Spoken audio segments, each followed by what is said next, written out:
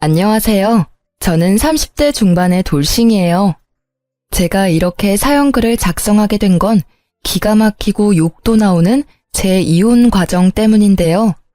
정말 세상에 믿을 놈 하나 없다는 교훈을 비싼 값을 치르고 톡톡히 배웠다고 생각해요. 저희 집은 부자는 아니었지만 부족함 없이 자랐어요. 풍족하게 컸다기보다는 외동딸이라 아버지가 이것저것 다 챙겨주셨으니 제 딴에는 부족함 없이 컸다고 생각해요. 그런 저에게 부족한 게 있다면 그건 엄마의 존재였죠. 그리고 그건 제가 작은 결혼식을 생각하게 된 계기가 됐어요. 아버지를 혼주석에 혼자 앉히고 싶지 않았고 어머니의 빈자리를 실감하고 싶지도 않았으니까요. 그런 제 생각에 동의를 해준 건 남편이 처음이었어요. 제가 남편과 만나게 된 이유는 대학 동기 때문이었어요. 친하게 지낸 적은 없었는데 자기 친오빠랑 잘 어울릴 것 같다며 만나보라고 하더라고요. 그때는 갑자기 연락해서 자기 가족을 소개해주는 것에 놀랐지만 별 생각 없었던 것 같아요. 그때 좀 더 주의를 기울였어야 하는 건데.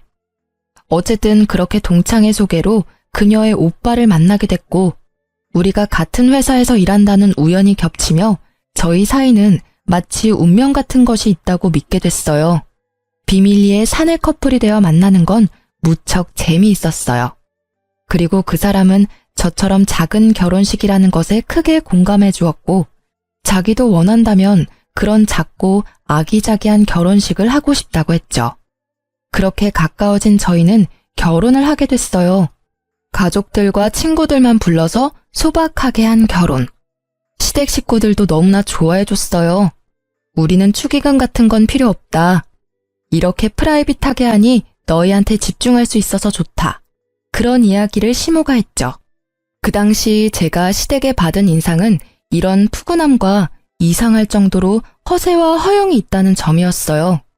그리고 그런 점 때문인지 저와 친정아버지에게 손을 벌리는 일이 종종 있었어요. 적은 액수부터 시작해서 몇백씩 큰 액수까지. 그래도 신경 안 썼어요. 어차피 다 우리한테 돌아올 거라는 생각이었으니까요. 남편은 무척 잘해줬어요. 우리 사이에 아이가 없다는 게 조금 문제이긴 했지만 아직 결혼 생활한 지 길지 않으니 곧 생길 거라는 믿음도 있었죠. 다정하고 상냥하고 나를 공주처럼 대해주는 남편에게 단점이랄 게 있다면 바로 친구가 많다는 것과 여전히 비밀 연애를 좋아한다는 것이었죠. 저와 있을 때는 저에게 집중하던 남편은 친구가 불러 나가기만 하면 연락이 뚝 끊겨 제 걱정을 사고는 했죠. 그리고 회사에 결혼한 사람이 같은 회사 사람이라고 밝히고 싶었는데 남편이 그걸 못하게 하더라고요. 직원들을 초대하지 않은 결혼식이라 제 동기들과 상사들은 제가 결혼한 것을 나중에 알게 됐거든요. 그리고 그 상대방이 우리 회사 사람이라는 건 아무도 모르고 있었고요. 남편은 집 주소를 시댁 본가로 적어서 제출했기 때문에 알아채는 사람이 없었어요. 그때는 이런 주도면밀한 점이 그냥 사내 연애의 불편함 때문인 줄 알았는데 나중에 알고 보니 그게 아니었더라고요. 그렇게 1년쯤 결혼 기간을 유지하고 있었는데 그 사건이 제게 일어났어요. 남편이 며칠 전부터 폰으로 시계를 하나 찾아보고 있더라고요. 슬쩍 보니 비싼 브랜드는 아니었지만 신경이 쓰이는지 내내 보고 있더라고요. 사고 싶은 건가? 하는 생각으로 가만히 떠올리니 곧 결혼기념일이 다가오더라고요. 저는 남편이 원하는데 사지 못하는 것처럼 보여 제가 사주기로 마음먹었어요. 그래서 몰래 남편이 보던 시계의 모델명을 알아낸 뒤 저도 여러 SNS로 그 시계를 검색해봤어요. 착용한 사진이라던가 금액대가 괜찮은지, 그리고 쓸만하고 하자는 없는지. 그렇게 사람들이 올린 사진들을 보는데 아주 작은 한순간 제 눈을 사로잡은 사진이 하나 있더라고요. 사진을 착용한 한 남성의 사진이었는데 얼굴은 나오지 않았고 상체만 나온 사진이었죠. 그 남자의 손에는 시계를 차고 앉아 있었어요. 그런데 그 옷이 묘하게 익숙하더라고요. 넥타이나 정장의 조합이 눈에 익었어요. 그렇지만 중요한 건 따로 있었어요. 사진의 남성은 왼손에 시계를 차고 검지를 들어올린 포즈였는데 손가락에 있는 점이 남편과 똑같더라고요. 손가락 점은 흔한 것도 아니고 모양과 크기까지 비슷하니 저도 당황스러웠어요. 작은 점이었으면 찍히지 않았을 테지만 생각보다 큰 점이라 선명하게 찍혀 있더라고요.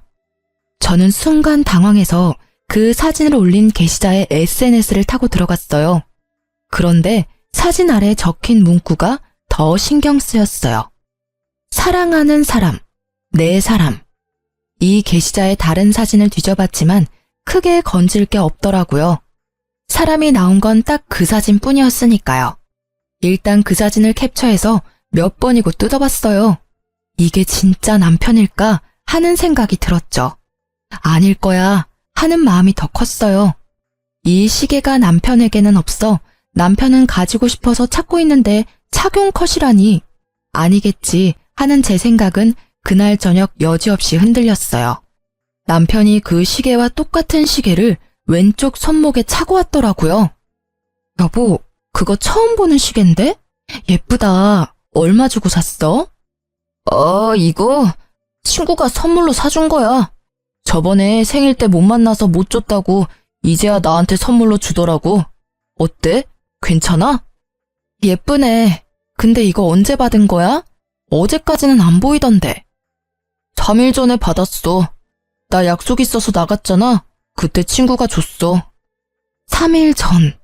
그 사진이 찍힌 날짜였어요. 딱 당일이었죠. 저는 직접적으로 남편에게 묻기로 했어요. 그런데 혹시 이 사진에 있는 사람 당신 아냐? 제가 처음에 사진을 보여주니 남편이 순간 멈칫하더라고요. 사진을 유심히 보더니 웃으며 말하더라고요. 나? 이런 사진 찍은 기억이 없는데? 나 아닐 거야. 옷만 비슷한 다른 사람이겠지. 슬쩍 발을 빼려는 모습이 보여 저는 더 적극적으로 추궁했어요. 근데 이 점을 보고도 비슷한 사람이라고 말할 수 있어? 이거 누가 봐도 당신 점이잖아. 왜 거짓말을 해? 내가 내 입으로 이걸 말하게 만드냐고. 당신이 솔직하게 말하면 조용히 이야기하고 넘어가려고 했는데 뭐야? 왜 숨기는데? 딱 봐도 당신이잖아. 제가 확대한 사진에는 남편의 손가락 점이 정확하게 찍혀 있었거든요. 그걸 본 남편의 얼굴이 하얗게 질리더라고요. 확실하게 확인이 가능하더라고요. 여보, 오해하지 마. 이건 내가 다 설명할 수 있어. 무슨 설명? 이 사진보다 더 확실한 설명이 어디 있어? 당신 못 봤지? 이 사진 올린 여자가 이 사진에 뭐라고 써놨는지. 사랑하는 사람이래. 어이가 없어서. 당신은 밖에서 뭘 하고 다니길래 이런 사진이 올라오는데 왜 내가 이 사진을 보도록 만드는 거야? 다 그 여자가 착각해서 버린 짓이야. 진짜로 하루만 만나달라고 했고 하루만 만났어. 시계는 선물로 준다길래 그거 하나 받았을 뿐이야. 당신 싫으면 이것도 갖다 버릴게. 그러면서 남편은 차고 있던 시계를 후다닥 던져버리더라고요. 난 다른 건 몰라도 바람은 절대 용서 못해. 결혼 전에도 말했잖아. 도대체 언제부터 바람을 핀 거야? 우리 결혼한 지 이제 1년밖에 안 됐어. 그런데 벌써 바람? 내가 계속 믿고 이 결혼을 유지해도 괜찮은 거야? 버럭거리는 제 소리에 남편은 그 자리에 무릎을 꿇고 손바닥을 싹싹 빌더라고요. 여보, 진짜 미안해. 상대방이 한 번만 만나달라면서 부탁하길래 한 번만 만나주면 포기한다길래 그랬어. 다 끊을게. 이 시계도 버려버릴 테니까 제발 용서해줘. 과장된 모습이 실소를 나오도록 만들었지만 정말로 나와 헤어지고 싶은 생각은 없구나 하는 생각이 들었어요. 이혼하기 싫으면 그 여자랑 관계 당장 끊어. 내가 보는 앞에서 헤어지자고 이야기하고. 남편은 후다닥 폰을 꺼내더니 문자를 작성하더라고요. 우리 그만하자. 앞으로 연락하지 마. 나한테는 와이프뿐이야. 그 문자를 보여주며 눈앞에서 보내더라고요. 그거 하나로 믿기는 힘들었죠. 그렇지만 남편은 제가 용서해준 그날부터 제게 엄청 잘해주기 시작했어요. 일찍 집에 들어오고 어디 놀러 가지도 않고요. 또 친구도 만나러 가지 않았죠. 가끔 혼자서 시댁에 다녀올 때도 있었는데 그럴 때는 시댁에서 연락을 줬어요. 그러니 다른 사람 만날 틈이 없었어요. 그쯤 되니 냉랭했던 제 마음도 조금은 풀렸어요. 남편은 매번 제가 좋아하는 선물들을 가져오며 제 눈치를 보더라고요. 그게 눈에 보이니 계속 화만 낼 수도 없었어요. 솔직히 찝찝한 생각은 마음속 어딘가에 있었지만 일단 넘어가기로 했어요. 남편에게 이혼 의사가 없고 한 번의 실수였다는 말을 믿기로 했거든요. 남편의 외도 사실을 알게 된 시모는 연락이 와서 남편 욕을 엄청 하고는 제게 이해하라며 남자들 한눈 파는 거 흔한 일이지만 돌아오는 게 그리 쉬운 일은 아니라고 했어요. 살다 보면 그런 일도 겪으면서 단단해진다나? 이때 저는 그저 시모가 제 편을 들어줬다는 사실에 마음을 최대한 풀려고 노력했던 것 같아요. 그렇게 시간이 지나고 그 상처가 아물어질 때쯤 이번에는 회사 분위기가 어수선하더라고요. 저를 보는 주변 사람들의 눈빛이 따갑더라고요. 숨어서 지켜보는 사람들이 있는 한편 대놓고 저에게 틱틱대는 직원도 있더라고요. 저는 너무 답답한 마음에 회사에서 나와 바람을 쐬는데 그때 저와 그나마 친한 직원이 지나가더라고요. 저는 서둘러 그 직원을 붙잡았어요. 저기, 오랜만이야. 잠시 나하고 이야기 좀 할 수 있을까? 혹시 나 요즘 회사에서 이상한 소문 돌아? 언니, 몰랐어요? 나는 당연히 알고 있을 줄 알았는데. 지금 난리 났어요. 옆 부서에서 일하는 영미 씨 알죠? 영미 씨가 언니가 자기 남자 뺏어간 여자라고 회사 여직원들 사이에서 엄청 소문내고 다녀요. 그거 진짜는 아니죠. 영미라는 여직원은 저보다 3살이 어린 여자였어요. 직급은 낮고 예쁘장하게 생긴 여자. 내가 왜 그 여자 남자를 뺏어가? 나 1년 전에 결혼해서 남편 있어. 작은 결혼식이라서 직원들 초대는 못했지만 그래도 결혼식까지 하고 혼인신고까지 한 남편이 있는데 갑자기 무슨 남자? 착각한 거 아니야? 정말요? 그런데 그 영미 씨 말로는 자기는 몇 년을 사귀었다고 하던데? 남편분이랑은 어떻게 만나신 거예요? 나 남편 여동생이 내 동창인데 소개시켜줬거든. 진짜 심각하게 착각하는 거 아니야? 언니가 설마 바람을 필 리는 없을 거고. 당연하지. 바람을 필 거면 이혼을 하고 당당하게 만나지. 뭘 숨어서 만나? 근데 진짜 왜 나를? 의아한 제 머릿속에 얼마 전에 시계 사건이 생각났어요. 남편이 바람을 폈다면 가능할 일일지도 모르죠. 그렇지만 남편은 그 여자와 아주 잠깐 만났다고 했는데 머릿속이 뒤죽박죽이었어요. 도대체 영미 씨는 왜 제가 자기 남자를 뺏어갔다고 하는 걸까요? 그 의문을 풀기 위해 저는 영미 씨를 직접 찾아갔어요. 제가 뭔가 알아야 답을 해줄 수 있을 테니까요. 그런데 그 여직원의 친구들이 저를 막더라고요. 마치 제가 그 여직원에게 화를 내러 온 것처럼 굴더라고요. 이 사람들의 머릿속에 제 이미지가 어떻게 정착되어 있는지 잘 알겠더라고요. 여기는 왜 오셨어요? 제 동기한테 화내러 오신 거면 저하고 이야기해요. 얘는 마음이 어려서 말도 제대로 못하니까요. 그래요. 솔직히 지금 저는 제 입장이 이해가 안 가요. 전 바람을 핀 적도 없고 남의 남자를 뺏은 적도 없어요. 동기분이 빼앗긴 남자가 누군지를 알려줘야 제가 맞다 아니다 말을 해줄 수 있잖아요. 도대체 누구를 말씀하시는 거예요? 정말 뻔뻔하시네요. 지금 그쪽 분이랑 결혼한 그 남편분이 제 동기의 오래된 남자친구였다고요.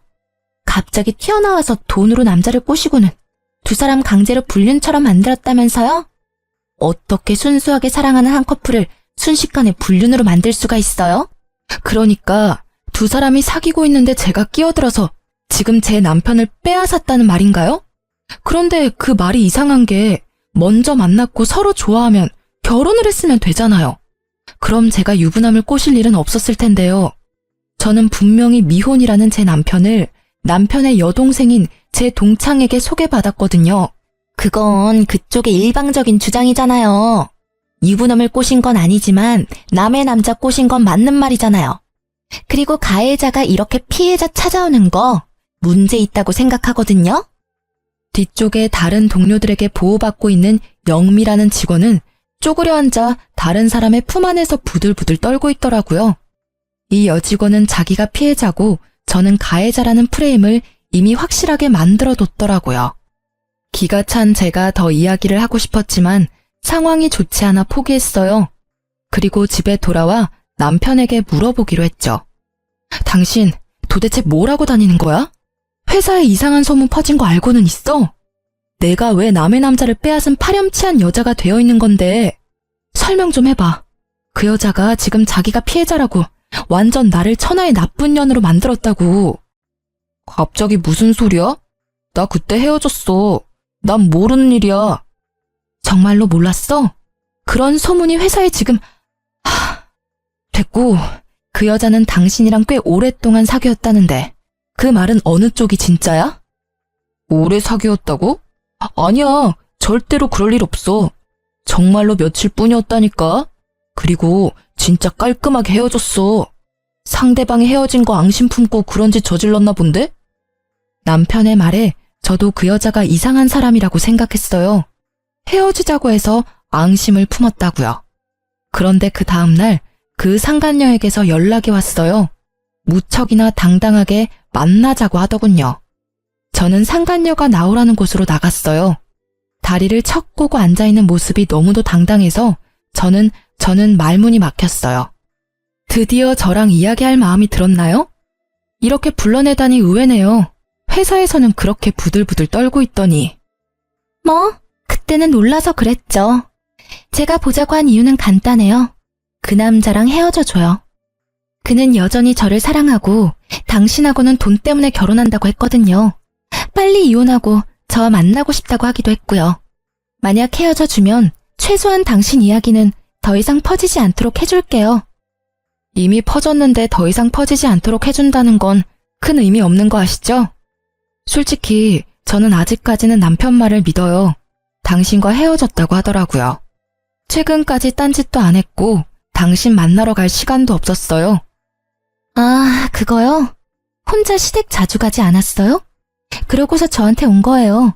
가족한테는 거기 있다고 말해달라고 했고요. 전 그 집 사람들하고도 친하거든요. 그리고 혹시 못 믿겠으면 보실래요? 저랑 그 사람이 나눈 대화 내용? 상간녀가 보여준 톡 내용은 보는 동안 토할 만큼 역겨운 대화로 가득했어요. 더러운 기분에 결국 저는 화가 머리끝까지 났죠. 헤어졌다고 해놓고는 거짓말을 했으니 제가 돌아버리지 않겠어요? 그런 저에게 상간녀가 한마디를 때리더라고요. 솔직히 난 피해자잖아요. 잘 사귀고 있는데 당신이 내 남자와 바람핀 거니까. 게다가 돈으로 유혹해서 남자 뺏어간 가해자는 당신이고. 피해자라. 그렇게 치면 제 쪽이 더 큰 피해자 아닌가요? 저는요, 당신하고는 달리 그 남자 가족한테 소개받아서 결혼했어요. 분명히 말해두지만 저는 그 남자가 유부남이었다거나 다른 여자가 있었다면 절대로 결혼 안 했을 거고요. 이것만 보면 저는 혼인빙자 사기를 당한 거거든요? 맞잖아요. 당신 말대로 그 집안 사람들이 당신과 그 남자 사이를 인정하고 있었다면 저에게 왜 남자를 소개시켜 줬겠어요? 의도가 확실하게 있으니까 소개시켜 줬을 거고 뭔가 목적이 있으니까 당신이 있는 걸 숨겼을 테고 그리고 그 의도와 목적이 돈이라는 건 당신한테 들어서 이미 짐작이 됐고요. 저한테 그런 거 따져봐야 소용없는 거 아시죠? 이미 당신은 회사에서 남의 남자 뺏어간 천하의 나쁜 년이거든? 회사에 얼굴을 들고 다닐 수 없을 정도로 퍼졌으니 회사 그만두고 내 남자하고도 당장 헤어져. 당신 때문에 우리 애는 지금 호적에도 올리지 못하고 아빠 없이 크게 생겼거든? 여기서 진짜 빡쳤어요. 애가 있었다는 걸 처음 들었잖아요. 그만큼 오랜 세월 함께 해왔다는 걸 들으니 배신감이 확 밀려왔어요. 저는 그녀의 말에 즉시 이혼을 결심했어요. 그렇지만 상간녀에게는 이혼해주겠다 이야기하지 않았어요. 저만 당할 수 있나요? 전 회사를 그만둘 생각도 없었고 이대로 천하의 나쁜 년이 되고 싶은 생각은 추호도 없었죠. 그래서 그 상간녀에게는 남편과 이야기해보고 결정하겠다고 하고 헤어졌어요. 그렇지만 언제까지고 냉정하게 유지하는 건 못할 짓이더라고요.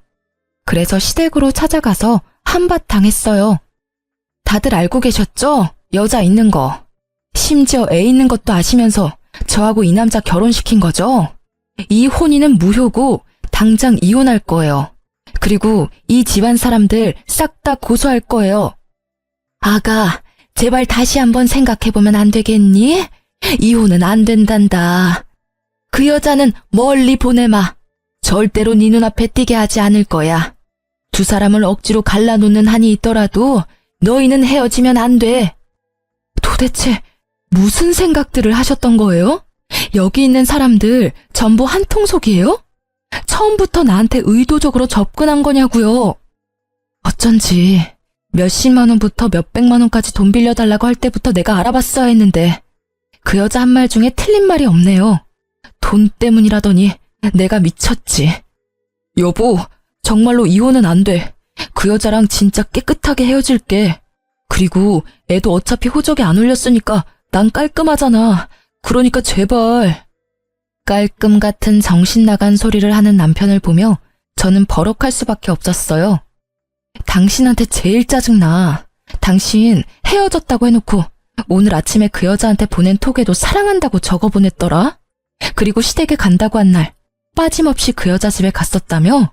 그런 주제에 뭐? 이혼은 안 돼? 네가 안 된다고 하니까 더 하고 싶네. 그리고 헤어진다고? 저번에도 헤어진다고 해놓고 못 헤어졌으면서 이번이라고 그게 가능하겠어? 더 꽁꽁 숨겨놓고 찾아다니겠지. 한 번 속지 두 번은 안 속아.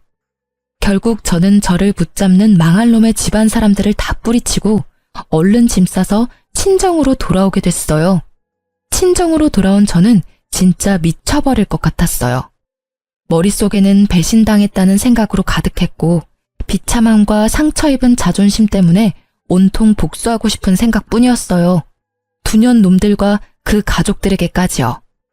정말 수치스러움으로 회사를 가는 것조차 힘들었지만 제가 나가지 않으면 정말 패배자가 될 것 같아서 이악 물고 출근했어요. 회사에서는 여전히 불명예스러운 소문이 가득했고 저는 그 소문을 의식하지 않으려 했지만 소문을 믿고 있는 사람들이 저를 의식하니 어쩔 수 없이 제 의도와는 다르게 시달리게 되더라고요. 그래서 저는 정면으로 부딪히기로 했어요. 우선은 상간녀를 만나기로 했죠. 이혼 준비 다 되셨어요? 남편도 나하고 이혼하기를 원하면 당신 말처럼 이혼해 줄 거야. 만약 남편이 이혼을 원하지 않으면 이혼은 안 할 거고. 그리고 당신이 요구한 이직은 절대 안 돼. 나도 나름의 커리어가 있고 힘들게 그 자리까지 올라갔거든? 상간녀는 회사를 그만두지 않겠다는 말에 불만족스러운 표정으로 저를 쳐다보더라고요. 게다가 이혼을 해주겠다고 했음에도 못 믿는 것 같은 표정으로 나를 쳐다봤어요. 그래서 말했죠. 의심하는 것 같네? 내가 전화해서 직접 물어볼게. 그럼 됐지? 저는 스피커폰을 켠 채 남편에게 전화를 걸었어요. 상간녀는 몰랐을 거예요. 이 남자가 저와 헤어지고 싶지 않은 이유를요. 그 사람이 이 여자를 만나서 놀고 먹고 하는데 필요한 돈은 우리 친정아버지 주머니에서 나온 돈이었거든요. 만약 지금 당장 이혼하면 남편 놈은 파산할 것이고 그 집안 사람들조차 당장 아버지에게 빌린 돈을 갚아야 했어요. 남편 놈은 그걸 알기에 저와 이혼을 절대 하지 않겠다고 버티고 있었던 거였죠. 저는 의기양양했어요. 그리고 남편이 전화를 받았죠. 이혼 준비는 잘하고 있어? 이혼 서류 작성할 거야. 여보, 제발 다시 생각해봐. 우리 이렇게 헤어지는 거 아니잖아. 응? 난 정말 당신한테 헌신을 다했다고 생각해. 물론 잠시 그 여자 꿰매 넘어가서 내가 미친 짓을 했지만 이제는 정말 반성했고 더 이상 만나지 않을 사람이야. 그러니까 부탁이야. 그런데 그러기엔 너무 멀리까지 오지 않았어? 그 여자 사이에 애까지 있다면서. 듣지 않았으면 정말 당신이랑 그 여자 사이가 아주 잠깐뿐이었던 걸로 오해할 뻔했어. 일부러 당신이 그렇게 말한 거 아니야? 정말로 그런 거 아니야. 그 여자애는 진짜 내가 모르는 애야. 나 호적 깔끔하다니까. 그 여자가 물귀신 작전 쓰는 거야. 나 말고 다른 남자 애일지는 누가 알겠어? 그렇게 남자 꼬시기 좋아하는 여잔데. 발 빼는 남편의 목소리에 기가 찼는지 상간녀가 제 폰에다 대고 크게 소리를 질렀어요. 야, 너 말 다 했어? 미친놈이, 네가 감히 우리 애를 들먹여? 친자 검사라도 해볼래? 그래서 강제로 친부되도록 만들어줄까? 너 헤어진다면서. 이 여자랑 헤어지고 나랑 만나겠다면서. 근데 왜 매달려? 내가 회사에 소문 안 냈으면 절대로 헤어질 일 없었겠네. 너 왜 거기 있어? 야, 설마 네가 와이프한테 그딴 이야기 꺼냈어? 회사의 소문은 왜 내고 난리야? 좋게 좋게 해결하려고 했는데 너 때문에 다 망했잖아. 6년을 너랑 만났어. 네가 이 여자랑 결혼하겠다고 했을 때도 잠깐 만났다가 헤어지겠다는 네 말까지 믿었어. 그런데 이제 와서 다른 소리를 해? 너 때문에 내가 미혼모가 됐는데. 내가 그래서 조용히 있으라고 했지.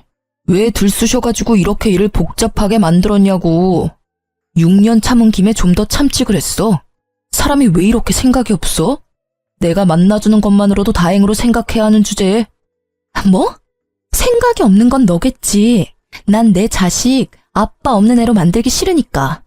당장 이 여자랑 헤어지고 나랑 혼인신고해서 애 호적에 올려.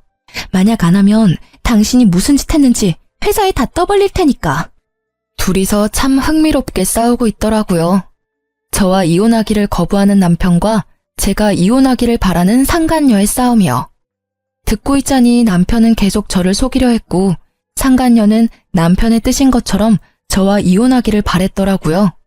상간녀가 이야기하지 않았으면 저는 계속 이런 사실도 모른 채 남편과 거짓으로 가득 찬 행복을 누리고 살았겠죠. 언젠가 터질 폭탄을 안고 말이에요. 두 사람의 대화를 듣던 저는 두 사람의 싸움을 끊었어요. 싸움 다 했어? 이렇게 들으니 속이 다 시원하네. 조만간 이혼 서류 갈 테니까 도장이나 찍어줘. 그리고 이혼하면 소송은 물론 상간녀 위자료 소송까지 같이 할 거니까 돈은 두 사람이 잘 마련해놔요. 상간녀 소송? 당신이 무슨 권리로 상간녀 소송이래? 충분히 가능하지. 적어도 나는 저 남자랑 법적으로 부부거든. 당신이라는 여자가 있다는 걸 몰랐고 그 남자 가족들에게 속아서 결혼한 것이기도 하고 회사에서는 나쁜 소문 퍼뜨리는 것도 명예훼손으로 소송 가능하니까 그것도 잘 대비하고 있으라고. 근데 저 남자나 가족들한테 상간녀 소송비 내달라고 하기는 힘들 거야. 이혼하면 우리 아버지한테 빌린 돈부터 갚아야 하거든. 저쪽 집안에서 많이 빌려갔으니까 그거 갚으면 돈이 안 남을지도 모르지. 저는 친절하게 그렇게 이야기해주고 혼이 나간 얼굴에 상간녀를 놔두고 나왔어요. 그리고 다음날 직장에서 대놓고 그 상간녀에게 찾아갔어요. 이번에도 그녀의 동기들이 그녀 앞을 막고 있더라고요. 그냥 들으세요. 저는 이혼 서류 이미 보냈고 이혼하자고 했어요. 그러니까 그 남자 가져가세요. 상대방이 뭐라 하든 이혼할 생각이고 그 집안 사람들 다 혼인빙자 사기로 고소할 거니까. 그렇게 알고 계세요. 정말 이혼할 건가요? 네, 남이 씹던 껌 씹는 기분이 얼마나 더러운데요. 그러니까 다시 돌려드린다고요. 지금이라도 두 사람이 몇 년간 사귀었고 그 사이에 애까지 있었으며 저와 결혼 기간 중에 그 여자와 지속적으로 관계를 맺었다는 걸 알게 돼서 정말 다행이라고 생각해요. 다 그쪽 덕분이죠. 말을 뭐 그딴 식으로 해요? 당신이 남의 남자 뺏어놓고 이렇게 당당하게 구는 거 웃기지도 않아요? 계속 제가 뺏었다고 이야기하는데 전 저희 신우한테 소개받았어요. 당연히 미혼의 솔로라고 소개받았죠. 그렇게 반년 넘게 사귀고 결혼해서 1년을 더 지냈죠. 상식적으로 예전부터 연인 사이라도 남자가 혼인신고까지 해서 유부남이 됐으면 관계를 끊어야 정상 아닌가요? 아니면 결혼 전이나 직후에 저한테 말하러 왔으면 저도 이런 식으로 1년을 허비하지는 않았겠죠. 결혼한 걸 뻔히 알면서도 말 안 하고 몰래 만났다가 회사에 제가 남의 남편 뺏은 것처럼 소문내고 제가 좋게 이야기할 수 있었겠어요? 그렇게 피해자 하고 싶으면 하세요.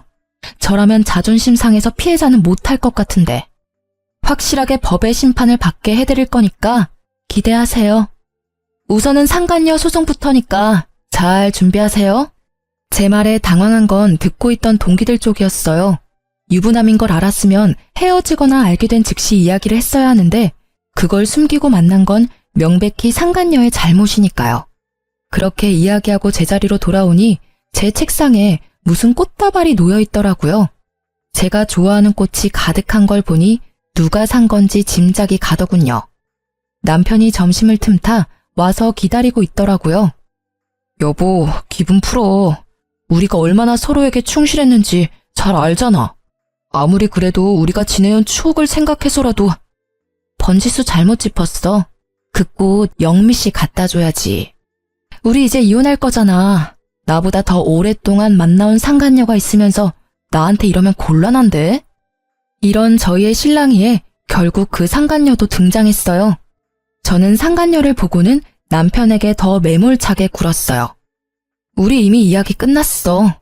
난 이런 취급 받으면서까지 당신이랑 결혼 유지하고 싶은 마음 전혀 없어. 여자의 애까지 있었으면서 총각 흉내하면서 결혼까지. 그거 사기거든? 좋은 말로 할 때 이혼해줘? 안 돼, 여보. 제발 다시 생각해봐. 진짜 헤어지지만 않으면 내가 뭐든 다 할게. 미안한데 그런 얘기는 회사에 나를 남의 남자 뺏은 년이라고 거짓 소문이나 흘린 상간녀한테나 해. 여보, 그 여자랑은 이미 헤어졌다고 했잖아. 나 진짜 깨끗해. 아무 사이도 아니라고. 다 저 여자가 오바해서 이런 액션 취하는 거야. 결국 버티다 못한 상간녀가 벌겋게 된 채 분노를 삼키고 있더라고요. 대놓고 아무 사이 아니라는 말을 들었으니 이제는 제가 강제로 자기 남자를 빼앗았다는 말을 퍼뜨릴 수 없겠죠. 진짜 꼴보기 싫은 남편의 등장이었지만 한편으로는 아주 좋은 타이밍이었다고 생각해요. 너무 통쾌했어요. 내가 뺏은 게 아니라 상간녀가 불륜을 저질렀으며 결국에는 버려졌다는 사실을 모두가 알게 돼서요. 저는 남편에게 꽃다발을 집어던지며 말했어요. 이혼 확정이니까 이제 와서 이딴 눈에 뻔히 보이는 짓 하지 마. 그리고 결혼 기간 동안 우리 아버지한테 빌려간 돈 다 갚아. 당신 부모가 빌린 돈도 당신이 빌린 만큼은 되거든? 그것도 갚아. 그치만 우리 가족이잖아. 가족끼리 돈 빌린 건 빌린 거라고 보기에는 좀... 나랑 당신 사이면 그냥 넘어갈 수도 있겠지. 근데 당신 돈 받을 때 계좌에 넣어준 사람이 누군지 잊었어? 우리 아버지거든? 그리고 아버지가 항상 빌려주면서 천천히 갚으라는 문자 보냈지? 그건 갚아야 할 돈이라는 거지. 빌려준 사람이 갚기를 원하는데 왜 안 갚아? 돈 떼먹을 생각이면 그것까지 소송할까? 제 말에 남편 놈은 급히 손사래를 치며 그런 거 아니라더군요. 분명히 헤어지라고 했는데도 다시 만날 정도로 좋아한 여자였으면서도 돈을 갚아야 할 상황이 되니 여자며 애며 다 버리는 남자랑 살았다는 게 더 비참했어요. 정말로 나를 돈으로 봤나 하는 생각이 들었거든요. 그렇지만 이 사건을 통해 회사 분위기는 싹 바뀌었어요. 남편은 바람핀 찌질한 놈이 되었고 상간녀는 모두가 보는 앞에서 피해자 흉내내다가 진짜 피해자가 됐죠. 저는 외도 남편 참교육시킨 승리자가 됐죠. 저는 막타를 상간녀에게 때렸어요. 그때 상간녀의 얼굴을 잊을 수가 없어요. 이보세요, 영미씨. 이 남자랑 헤어져 줄 테니까 둘이서 잘 사세요. 당신 말대로 이 남자가 돈 보고 결혼한 것 같으니까 재결합 걱정 같은 건 하지 마시고요. 그냥 이 사람이랑 이 사람 부모님이 빌려간 돈이나 잘 갚으라고 하세요. 저랑 헤어지면 알콩달콩 잘 살 거라니 다행이네요. 빚도 두 사람이 벌면 빨리 갚지 않겠어요? 제 말에 남편은 아차 싶은 얼굴이더라고요. 공개적으로 상간녀를 무시하거나 저격하지 않았다면 상간녀는 아마 돈줄이 되어줄 수도 있었겠죠. 그런데 이미 상간녀는 자존심이며 평판이며 다 무너진 상태고 남편은 건널 수 없는 강을 건넌 상황이 됐으니 결국 그 뒤로 회사에 퍼진 소문은 상간녀를 피해자가 아닌 상간녀로 만들어버렸고 저에게 회사를 그만두라던 상간녀가 회사를 그만두게 됐죠. 다 자기가 뿌린 대로 거둔 법이에요. 그러기에 온 동네 소문은 왜 내고 다녔을까요? 이후에 이혼 소송은 이보다 더 힘들었어요. 남편은 절대로 이혼 안 해주겠다며 난리를 쳤고 남편 가족들도 저를 설득시키려 했죠. 저는 상간녀가 있는 데다가 애까지 있는 걸 가족들이 알았음에도 저를 소개시키고 결혼을 시켰으니 모든 것이 시댁과 남편의 책임이 있다고 이야기했어요. 결국 이혼 소송은 저에게 유리하게 진행됐죠. 전 남편은 결국 이혼 후 가지고 있던 집을 팔아 친정아버지에게 돈을 갚았어요. 물론 시부모가 빌린 돈까지 싹 다 갚았어요. 왜냐면 시부모가 빌린 돈도 남편이 자기 계좌에서 받았거든요. 시부모는 끝까지 모른 채 하고 대학 동기였던 신우는 내가 벼르고 있다는 말을 전해 들었는지 한국에 들어올 생각도 없는 것 같더라고요. 그래서 SNS에 경고글을 남겼더니 아예 SNS를 삭제했더라고요. 나중에 연락이 오기를 자신은 오빠가 해달라는 대로 해줬을 뿐이라며 결백을 주장하더라고요. 근데 알고 보니까 전 남편이 소개해주면 명품 가방을 사준다고 해서 그랬다더라고요. 가족이 이래서 가족인가 봐요. 똑같은 족속들이거든요. 전 남편은 빌린 돈에 위자료까지 지급해야 해서 남은 돈이 없었던 것 같더라고요. 그런데 이후에 웃긴 일이 있었죠. 이런 일이 있었음에도 착실하게 돈 모을 생각은 하지 않고 이번에는 또 다른 여자를 찾아 다니더라고요. 결국 이번에도 돈 많은 여자 잡아서 편하게 살려고 하는 걸 보니 아직 정신 못 차리나 싶었죠. 저는 아직도 전 남편과 함께 일하는 이 상황이 너무 싫었어요. 그렇지만 곧 자기 무덤 자기가 열심히 팠더라고요. 이혼 후 몇 달 되지 않아 한 여자가 회사 앞에서 고래고래 고함을 지르고 있더라고요. 이 사기꾼 같은 놈, 어떻게 할 거야? 내 돈 내놔. 결혼식에 필요하다며 가져간 돈 다 내놓으라고. 잠깐만, 여기서 이러지 말고. 뭘 이러지 마? 너 총각이라며. 그런데 애 딸린 돌싱? 그런 주제에 매번 나한테 돈까지 받아갔다 이거지? 나 애 없어. 호적에 애 있는 거 봤어? 그리고 결혼은 한 번 했지만 그건 실수였다고. 제대로 된 결혼 생활도 아니었어. 그리고 돈은 결혼식 하는데 썼다고 했잖아. 참 말하는 걸 보니 나쁜 놈이 틀림없더라고요. 상대방 여자에게는 씨알도 먹히지 않았죠. 거짓말을 이렇게 한다 이거지? 내가 모를 줄 알았어? 방금 내가 웨딩샵에 전화하고 달려온 거거든? 드레스가 마음에 안 들어서 바꾸려고 전화했더니 예약은커녕 주문도 안 돼 있더라고. 그리고 예식장이랑 주얼리샵에도 전혀 주문받은 기록 자체가 없다는 게 말이 돼? 뭘 예약을 했는데? 너 사기꾼이지? 당장 돈 내놔 이 나쁜 놈아? 이야기를 들어보니 이 여자도 참 딱하더라고요. 우리 회사에 지금 전 남편이 곧 그만둔다는 사직서를 내둔 상태였거든요. 그것도 결혼식 전주까지 일한다고 말이죠. 누가 봐도 결혼식 전에 튀려는 생각이었던 거죠. 누가 결혼 전에 회사를 나가요? 뿌린 만큼 거두고 나가려고 하지. 딱 보니 약혼녀 돈 갖다 쓰고는 도망치려고 한 거죠. 언니, 저분도 참 대단하시네요. 재벌은 난 못 준다더니. 여전히 여자한테 돈 뜯어먹으려고. 근데 이번 건은 좀 위험한 거 아니에요? 딱 봐도 튀려고 한 것 같던데. 진짜 직전에 걸렸으니. 제 밑에서 일하는 후배의 말에 재미있게 구경하던 저도 대답했어요. 그러게나 말이다. 애 딸린 건 어떻게 알았을까 모르겠네. 호적에 안 남는다며 자기는 깨끗하다던데. 여자의 한이 얼마나 무서운지 얕본 거지. 그때 상간녀가 가만히 있었겠어? 분명히 이번에도 그 여자가 이야기했을걸? 그러지 않고서는 애 있는 거 모를 텐데. 두 사람 완전히 갈라졌다고 이야기 들었거든. 정말요? 진짜 무서운 사람들이네요. 근데 저분 별명 새로 얻은 건 알고 계세요? 무슨 별명? 카사노바라고. 그렇게 회사에 소문이 자자한데도 여직원들 꼬시려고 했다잖아요. 정말 뻔뻔하네. 얼굴은 어떻게 들고 다니나 몰라. 이번 일로 별명이 바뀔지도 모르겠네요. 이번에는 더 흉악한 단어로 바뀔지도? 아무리 봐도 사기니까, 제비? 아니면 사기꾼이 되지 않을까요? 결국 여자가 전 남편을 데리고 어디론가 가더라고요.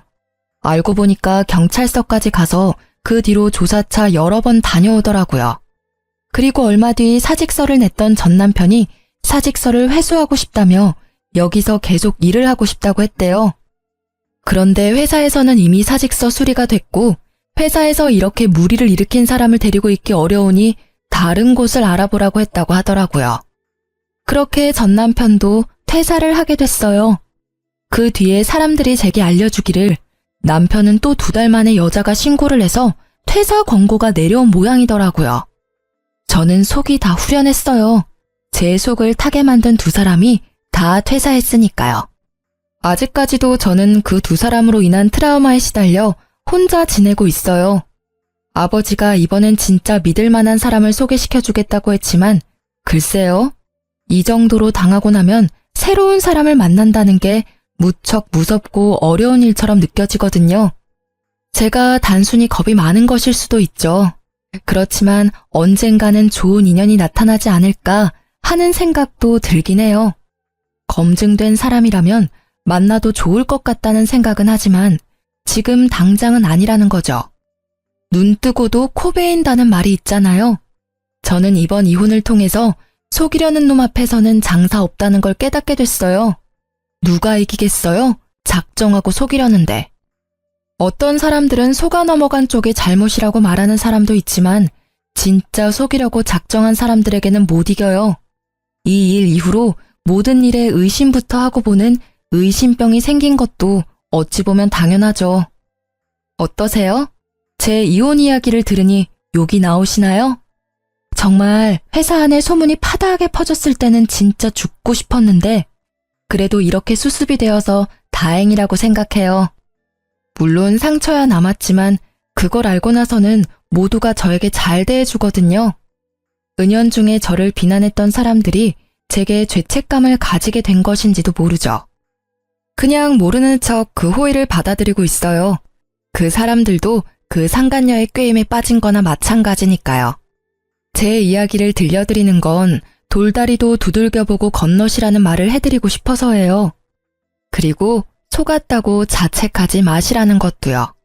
속는 사람이 잘못인 게 아니라 속이는 사람이 잘못인 게 당연하잖아요. 그러니 만약 누군가에게 속았다면 나를 탓하지 말고 상대방을 마음껏 탓하고 호되게 그 값을 치르도록 만들어주세요.